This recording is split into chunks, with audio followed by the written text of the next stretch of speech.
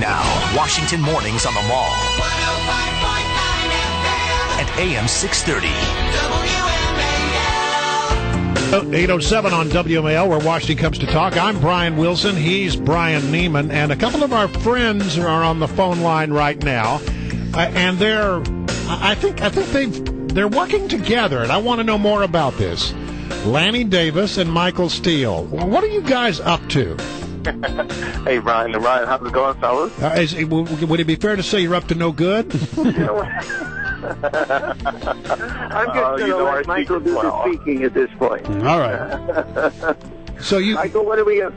Well, what we're up to is creating an opportunity to have a new conversation as we go into this presidential election. We've witnessed during the Republican primary and since a level of, negative advertising driving the conversation.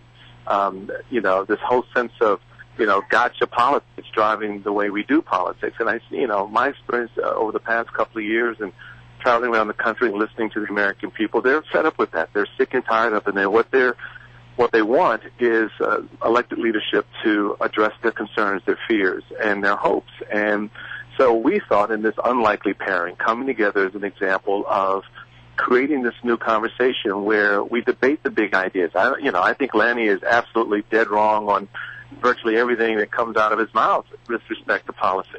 But I hear all you guys in the studio nodding your head. Yes, that's right. That's right. Of course. But, I recognize that in order for us to get something done, we're going to have to start working towards consensus around these big issues. They're complicated.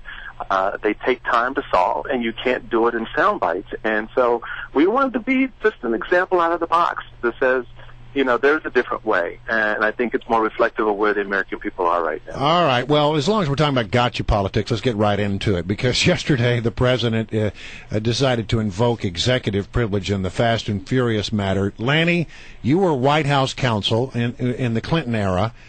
President Clinton, invoked executive privilege on 12 occasions. Do you think in this case President Obama was justified to do this? Well, yes, just as George Bush was when the Democrats wanted documents from the Justice Department, and Bill Clinton had as many as he did because he got smacked with more subpoenas from Newt Gingrich than anyone else. So there's a constitutional principle, but having said that, my viewpoint is optics in politics. You can't win these battles by withholding documents. It looks like you're covering something up. I know that Eric Holder is not covering anything up, because he's ordered an investigation of this extremely misguided and tragic program that started under the Bush administration, and Holder has offered to sit down with ISA and work it out. Now, why ISA refused to meet with Holder... Wait, Lanny, hold it. I got to stop you there, because yes, indeed, he did agree to reveal some 1,300 documents, but there was a caveat. And the caveat was, I'll show you the documents if you agree in advance that when I show you those documents, you'll go no further in this investigation. Nobody would go for that. I agree that the sentence I heard, we're all hearing different sentences, is let's sit down and work it out. Somebody's got to do that, and contempt is really not appropriate.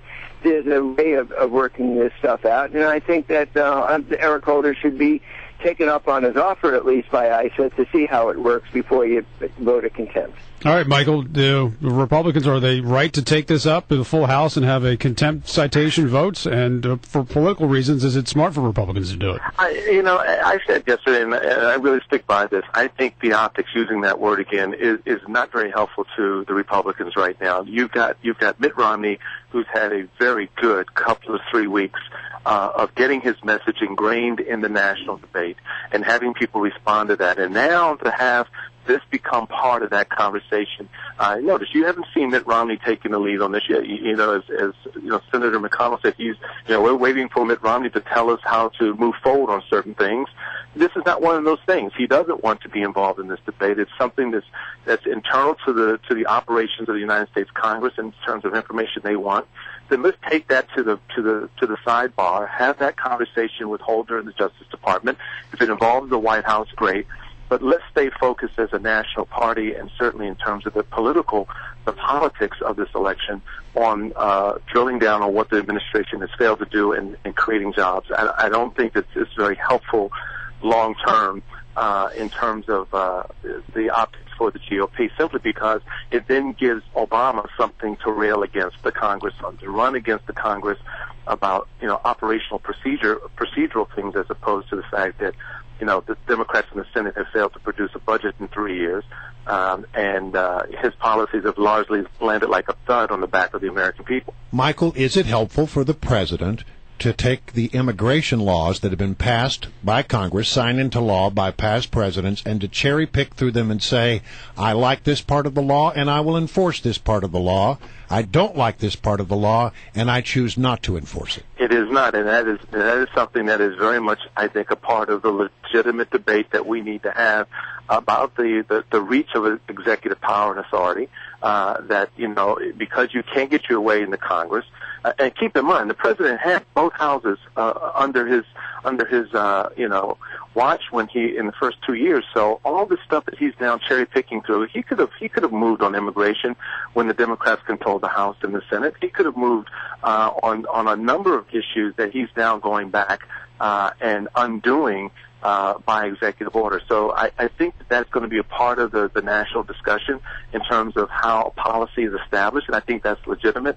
But at the same time, I think we need to be careful in terms of what we politicize, how we politicize it, because the American people don't really care about the politics of it. They want to get to the appropriate solution. All right, Lanny, if there was on the immigration front, if Marco Rubio was rumored to have working on some type of bill that I think perhaps could have gotten bipartisan support. If that's the case, and it's been reported that, hey, the president did this just to undercut Rubio, why wouldn't the president call up Marco Rubio and try to work something out? Because if there was ever a Republican in the Senate and Congress that could actually get something done, it would be Marco Rubio. Why wasn't there a phone call made to him? Well, I love that idea. I think I'll ask Barack Obama to do that, because the man who's really caught as an outlier here is someone named Mitt Romney. George Bush, John McCain, Jeb Bush, and Marco Rubio all endorse the policy announced by President Obama, put aside whether he should have done it by executive order. Why is Mitt Romney not endorsing Marco Rubio's idea? Because it's exactly the same thing that Barack Obama's. And I think it embarrasses Romney. He refuses to answer the question, well, what would you do with a high school graduate who has no felonies, who's ready to follow all the rules that Marco Rubio has set down? What would you do, Mitt Romney? He hasn't answered the question. But let me just remind you that Michael and I are disagreeing here, but we think there needs to be a conversation in our company, so I will now shamelessly plug why we're on this program together. It's called Purple Nation Solutions, and it's a company where we're telling CEOs from around the country, if you come to Washington, forget about the old model of buying insurance from a Democratic firm and a Republican firm. Come to us and let's find the sweet spot of consensus, and we go up and try to find Democrats and Republicans who are looking for solutions, which is what the American people want, rather than food fights. Okay, so you're going to be a lobbyist? Is that what it is? Well, it's a combination of lobbying, it's a combination of media, and it's also a combination of finding the right solution for a variety of regulatory and legal problems that people have with Washington, but they usually come to Washington and they're caught in this vicious food fight, polarization atmosphere between liberals and Republicans and conservatives and Democrats. And we think, Michael and I, even though we disagree on a lot of issues, that somewhere, going back to Reagan and Tip O'Neill doing a deal on Social Security and Simpson Bowles in a bipartisan way to do something about a $15 trillion debt, somewhere Michael and I can find the sweet spot that's a consensus to solve problems as opposed to just buying insurance among Democratic firms and Republican firms. All right. Well, when we go to commercial break, can we all get together on the phone line and sing Kumbaya? Well, you've heard us disagree, so it's not Kumbaya, but you can disagree agreeably as I do with you guys every week. All right. Lanny Davis, Michael Steele, good to have you guys on. We appreciate it.